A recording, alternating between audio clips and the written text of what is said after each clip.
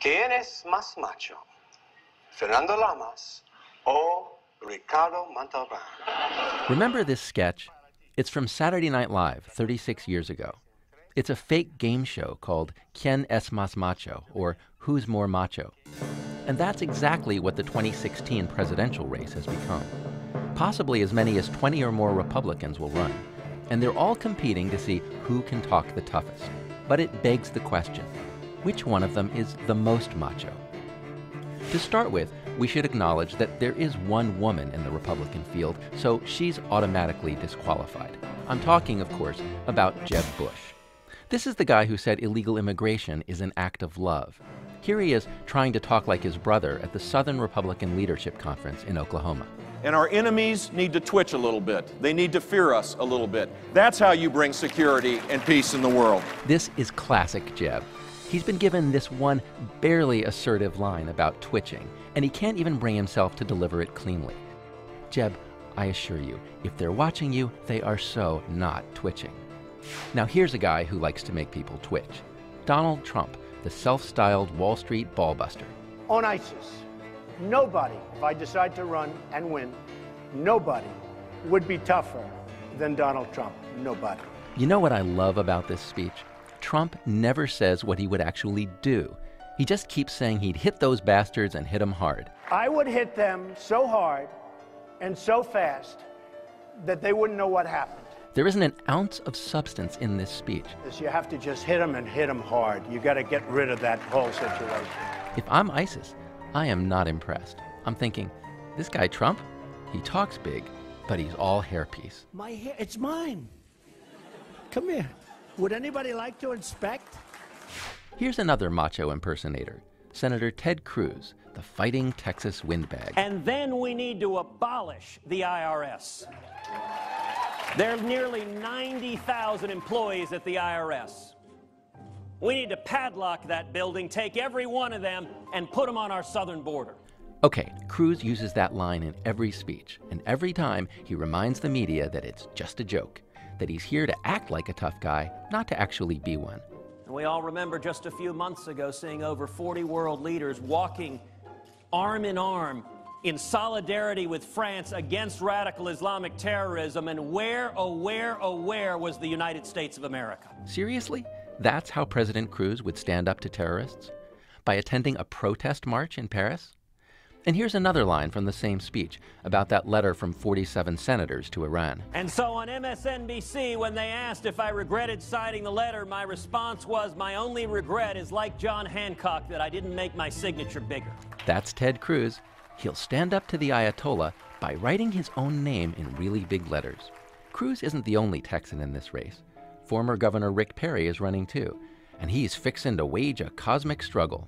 ISIS represents the worst threat to freedom since communism. Drug cartels, transnational gangs, they smuggle drugs and weapons and people.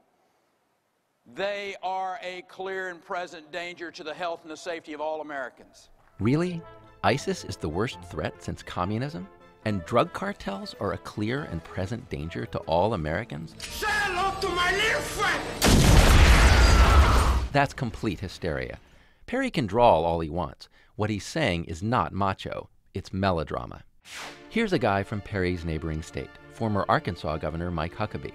He's talking about Iran, ISIS, and all those Muslim miscreants in the Middle East. Now, I grew up in South Arkansas. We had snakes in South Arkansas.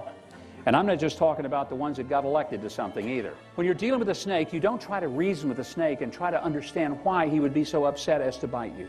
You get a .410 shotgun or a shovel or a hoe, and you take the snake's head off before he bites you. Take the snake's head off? I like that. It has the bloody reciprocity of beheading. And for the gun lovers, Huckabee works a shotgun into the metaphor. But it's still just a metaphor. I just don't get a vibe from Huckabee that he's into violence the way some of his competitors are. Deep down, he's still a preacher. So that's 5 Republicans who didn't quite make the cut in our macho contest. Let's move on to the top 5. 5th place goes to Marco Rubio, the senator from Florida. Here he is a few weeks ago in South Carolina. Have you seen the movie Taken? Liam Neeson? He has a line, and this is what our strategy should be. We will look for you, we will find you, and we will kill you. That's a good line. It's cold, it's concise, and it celebrates death. Unfortunately, it's not original. And I'm not sure the casting works either. Rubio looks and sounds just a little bit too much like a bar mitzvah boy. Now here's a candidate who's a bit more testicular. Carly Fiorina, the former CEO of Hewlett-Packard. I know King Abdullah of Jordan, and I applauded King Abdullah's leadership when his response to the beheading of a Jordanian pilot was to immediately execute 2 convicted terrorists and begin bombing. Immediate execution. Now we're talking. This isn't some line from a movie. This is the real thing. Fiorina is giving the King of Jordan a high five for answering the deliberate killing of a prisoner with the deliberate killing of 2 prisoners. Just because you're a woman doesn't mean you have to be civilized. Third place goes to Bobby Jindal, the governor of Louisiana. Here he is at CPAC talking about President Obama. His State Department says that we can't kill our way to victory in this war. How have we ever won any victory in any war other than killing our way to victory? Jindal, like some of the other candidates, gets points for glorifying death. He's not just for winning, he's for killing. But what earns Jindal a spot in the top 3 is his explicit contempt for helping people. We don't need a war on international poverty. We need a war on the evil that is radical Islamic terrorism. Fighting poverty and unemployment is for sissies. Just keep on shooting till they're all dead. In second place, we have former Senator Rick Santorum. Here he is complaining about Obama's wimpy war on ISIS. If these folks want to bring back a 7th century version of Islam, then my recommendation is let's load our bombers up and bomb them back to the 7th century.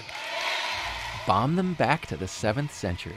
That's the kind of mindless, destructive rage that can help you stand out even in a Republican primary. Santorum's idea is just fly over ISIS territory and open the bomb doors.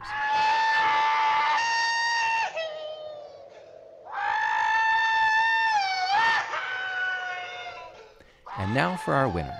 The most macho candidate of the 2016 race for president is South Carolina Senator Lindsey Graham. I've been a military judge, I've been a defense attorney, and I've been a prosecutor. If I'm president of the United States, and you're thinking about joining Al-Qaeda or ISIL, anybody thinking about that? I'm not going to call a judge, I'm going to call a drone, and we will kill you. The special touch here is Graham's introduction. He tells you up front that he's a lawyer and that he used to be a judge. So he's responsible for administering the laws of the United States. But here he is talking to an audience in Iowa, where just about everyone in the room presumably is an American citizen. And Graham tells them that if anyone in the room is even thinking about joining a terrorist group, there won't be any due process. There will just be instant death.